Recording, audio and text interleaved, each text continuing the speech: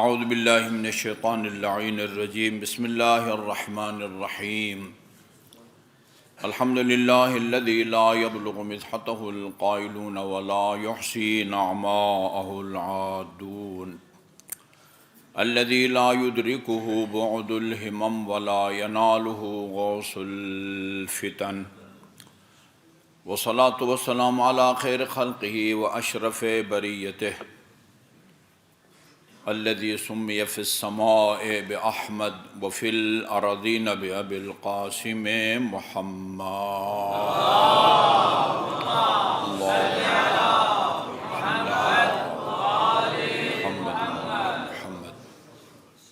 وعلى أهل بيته الطيبين الطاهرين الذين أذهب الله عنهم الرجس وطهرهم تطهيرا اللهم صل على محمد واللعن الأبدي على أعدائهم أجمعين أما بعد فقال الله الحكيم بسم الله الرحمن الرحيم إن تبدوا الصدقات فنعما هي وإن تخفوها وتؤتوها الفقراء فهو خير لكم ويكفر عنكم سيئاتكم والله بما تعملون خبير۔ درود بھیجئے محمد وآل محمد پر، اللہم صلی علی محمد وآل محمد۔ سفر آخرت کے حوالے سے جو حدیث رسول اکرم صلی اللہ علیہ وسلم کی آپ کی خدمت میں عرض کر رہا تھا، اس میں پل صراط سے گزرنے کے لیے جو ہدیہ یا عمل ہم نے تیار و آمادہ رکھنا ہے، اس میں سے البکاء من خشیت اللہ کو بیان کیا گیا۔ خوف خدا سے، خدا کے خوف میں ایک قطرہ بھی اگر آنسوں کا گرتا ہے تو اس کی کیا فضیلت ہے، اس کا کیا فائدہ ہے، وہ بیان کیا گیا۔ دوسری چیز جو جس کے نتیجے میں پل صراط سے گزرنا آسان ہوگا، وہ صدقۃ السر ہے۔ صدقۃ السر یہ بڑا مفصل باب ہے، صدقہ کا باب بڑا مفصل ہے۔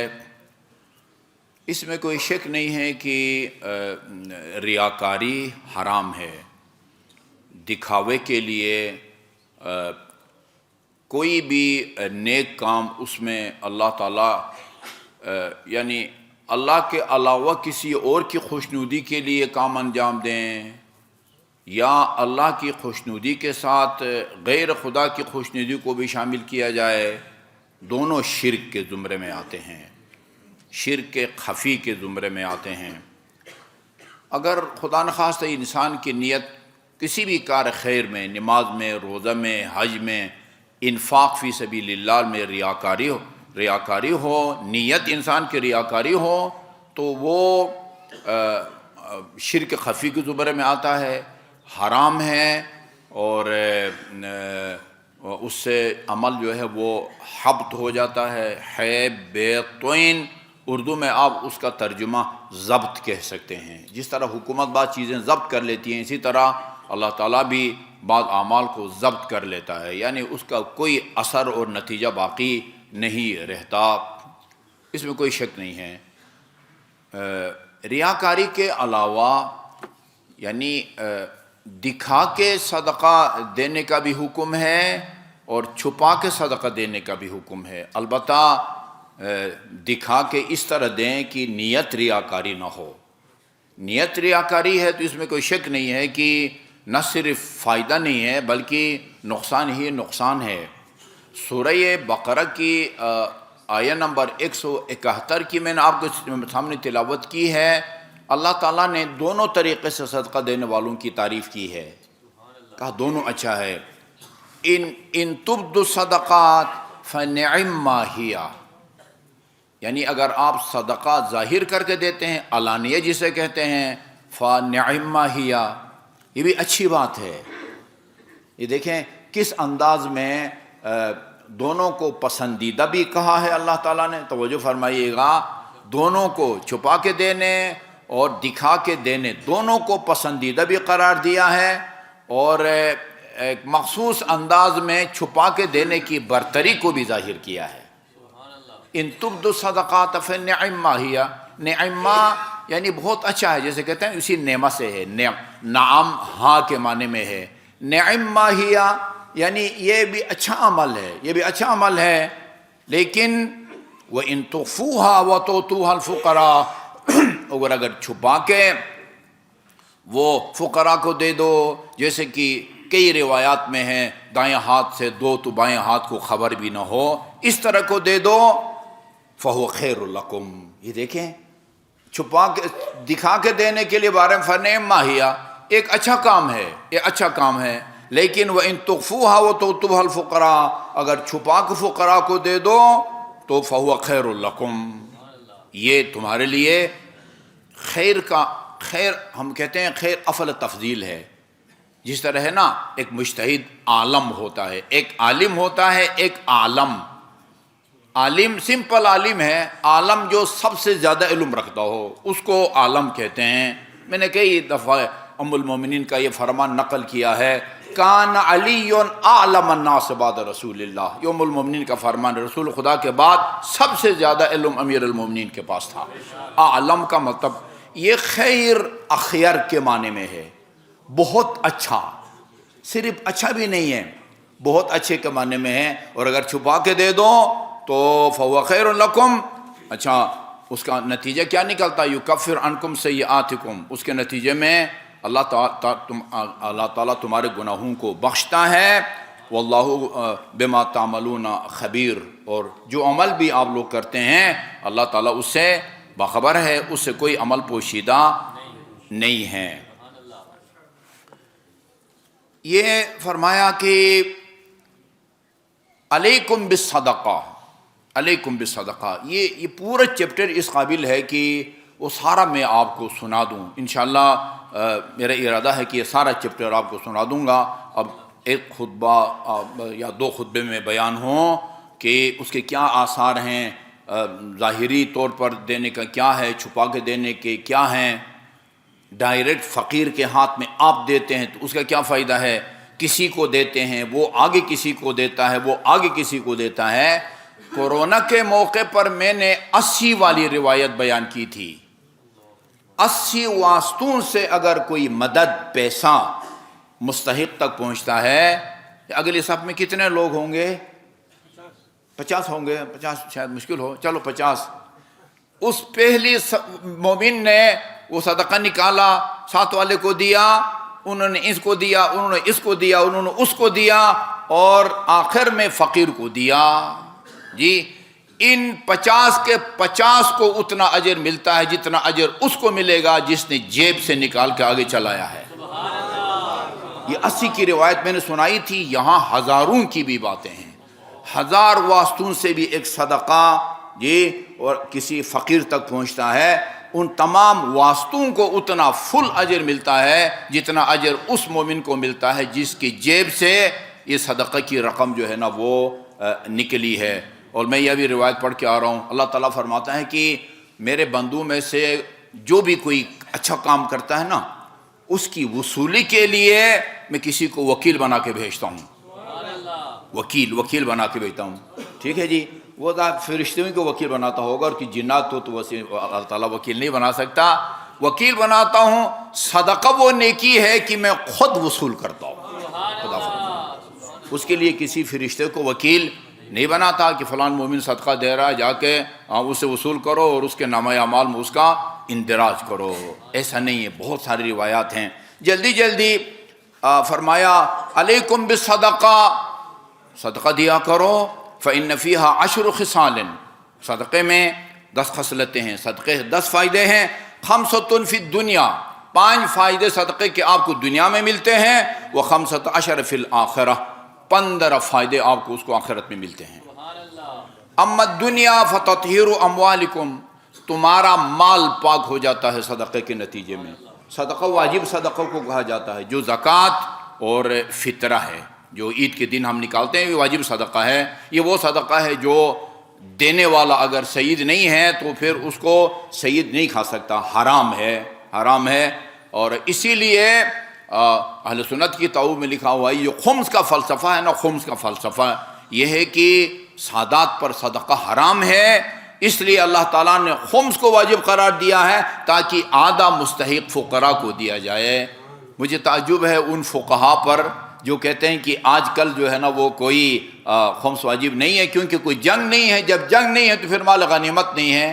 10واں سپارے میں ہے نا وَاعْلَمُوا أَنَّمَا غَنِمْتُمْ، کہتے ہیں اس سے مراد مال غنیمت ہے۔ میرے بھائی اگر صدقہ صرف مال غنیمت میں واجب ہے، وہ خمس صرف مال غنیمت میں واجب ہے، تو چلو جن زمانوں میں جنگیں ہوتی تھی مال غنیمت آتا تھا، کفار سے چھینا جاتا تھا، اس وقت کے سادات کو مل جاتا ہے۔ آج کل کے سادات کیا کھائیں گے؟ وہ تو بیچارے وہ خمس کے فلسفے سے محروم ہیں۔ میں نے سنا ہے آزاد کشمیر اسمبلی میں اس کو پاس کیا گیا ہے کہ خمس جو ہے نا وہ آمدنی میں سے بھی اگر کوئی بچ جائے تو اس کا خمس دو۔ ابھی میں نے کنفرم نہیں کیا ہے، لیکن بہت سارے علماء کرام کے بیانات آ چکے ہیں، اخبارات میں مضامین آ چکے ہیں کہ بھئی صرف مال غنیمت تک محدود نہ رہو، ہر آمدنی میں جو ہے نا وہ خمس دو، چونکہ اس میں سادات کا حصہ ہے۔ زکوٰۃ عام صدقوں کو آپ نہیں دے سکتے، لہذا خمس میں سے آدھا حصہ وہ سادات کا ہوگا۔ اچھا جی، تو اس میں ایک تو تمہارے مال پاک ہو جاتے ہیں، تمہارے بدن بھی پاک ہو جاتے ہیں، صدقہ کے نا بدن پاک ہو جاتے ہیں۔ وَدَوَاءُ مَرْضَاكُمْ، تمہارے مریضوں کا علاج بھی اسی صدقے میں ہے۔ وَدُخُولِ الْمَسَرَّةِ فِي الْقُلُوبِ، لوگوں کے دل خوش ہو جاتے ہیں اس کے صدقے کے نتیجے میں۔ وہ روایت آپ کو یاد ہے امام موسیٰ کاظم علیہ السلام کی، فرمایا روز قیامت ایک سایہ ہوگا، اس سایہ کے نیچے 3 آدمی کو بیٹھنے کی اجازت ہوگی، ان میں سے ایک یعنی مومنین سے اپنے مومن بھائی سے نیکی کرے، اس کی مصیبت میں کام آئے، وہ ادخال السرور فی قلبہ، اس کا دل خوش کرے۔ صدقہ کے نتیجے میں جس کو بھی آپ صدقہ دیں گے اس کا دل خوش ہوگا۔ اور ادخال السرور فی قلب المؤمن خود ایک عبادت ہے اور کار ثواب ہے۔ وہ زیادت الاموال، مال و دولت میں اضافہ ہوتا ہے، یہ دنیا کے فائدے ہیں، اور ظاہر دونوں کا مطلب ہے وسعت الرزق، رزق میں اللہ تعالیٰ وسعت عطا فرماتا ہے۔ اما فی العقبہ، آخرت میں صدقے کے کیا فوائد ہیں؟ ذل فی القیامہ، روز قیامت ایک سایہ ہوگا، جی ہاں، سہولت الحساب، حساب کتاب میں بھی جو ہے نا وہ سختی نہیں کی جائے گی۔ رجحان المیزان بالثواب، یہ آپ کی میزان عمل میں وہ ثواب کو جب رکھا جائے گا، صدقہ کے نتیجے میں آپ کے اعمال کا ثواب کا وزن بڑھ جائے گا۔ یہ روز قیامت کی بات ہے۔ جواد علی الصراط، یہ آج کی بات ہے، پل صراط سے تیز رفتاری سے گزر سکے گا وہ آدمی جو پابندی سے صدقہ دیتا ہے۔ وہ درجۃ الاعلیٰ، صدقہ کے نتیجے میں اللہ تعالیٰ روز قیامت مقام بلند عطا فرماتا ہے۔ دنیا کے فائدے الگ ہیں اور آخرت کے فائدے الگ ہیں۔ داؤ مرضاکم بالصدقہ بھی ہے، یہ الصدقۃ تدفع البلاء، بلاؤں کو ٹال دیتا ہے۔ تطفی غضب الرب، یہ وہ آتش غضب رب کو گل کر دیتا ہے اور بجھا دیتا ہے۔ اللہ تعالیٰ اب اس کے دنیوی اور اخروی فوائد سے ہمیں بہرمند ہونے کی توفیق عطا فرمائے۔ اعوذ باللہ من الشیطان الرجیم، بسم اللہ الرحمن الرحیم۔ والعصر ان الانسان لفی خسر الا الذین آمنوا وعملوا الصالحات وتواصوا بالحق وتواصوا بالصبر۔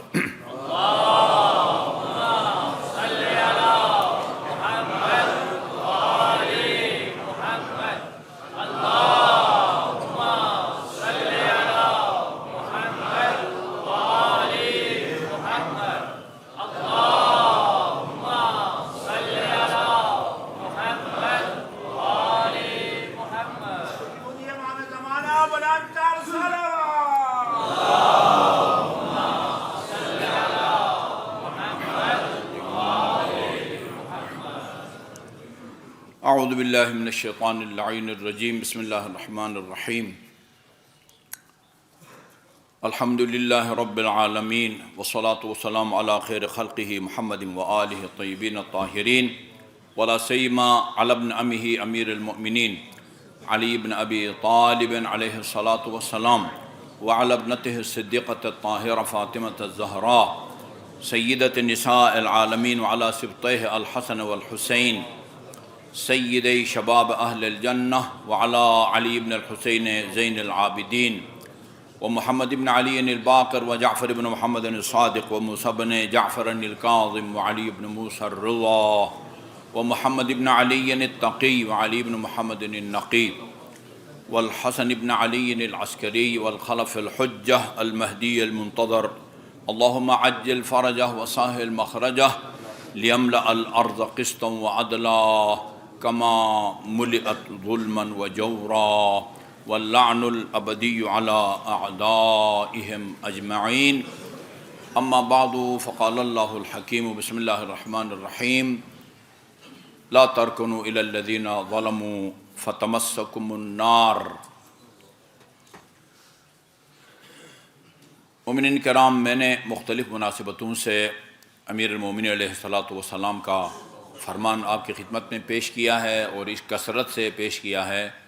مجھے امید ہے اکثر کو یہ فرمان زبانی یاد ہو گیا ہوگا اور یاد ہونا چاہیے اور اس پر ہم کو عمل بھی کرنا چاہیے اور جو کام بھی کرنا چاہتے ہیں اس میں اپنے امام کے اس فرمان کو پیش نظر اور مد نظر رکھنا چاہیے، اور وہ ہے ثلاثۃ لا يموت صاحبہن حتی یذوق وبالہن.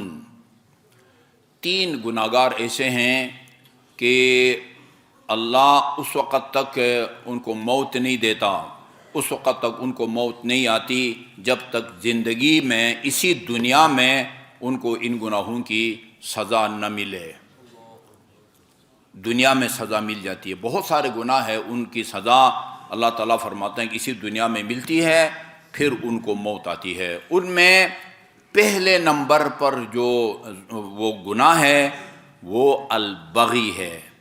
عربی میں دنیا کے ہر زبان میں مترادف الفاظ ہیں، کئی الفاظ ہیں، ان کا معنی ایک ہے. مطر کا معنی بھی بارش ہے، غیث کا معنی بھی بارش ہے، سیف کا معنی بھی تلوار ہے، صارم کا معنی بھی تلوار ہے. اچھا، اسی طرح اسد کا معنی بھی شیر ہے، غضنفر کا معنی بھی شیر ہے. مترادف الفاظ انسان اور بشر، انسان اور بشر ایک حقیقت کا نام ہے، مترادف الفاظ ہیں. ظلم کو جور بھی کہتے ہیں اور اسی طرح العدوان العدو بھی کہتے ہیں اور بغی بھی کہتے ہیں.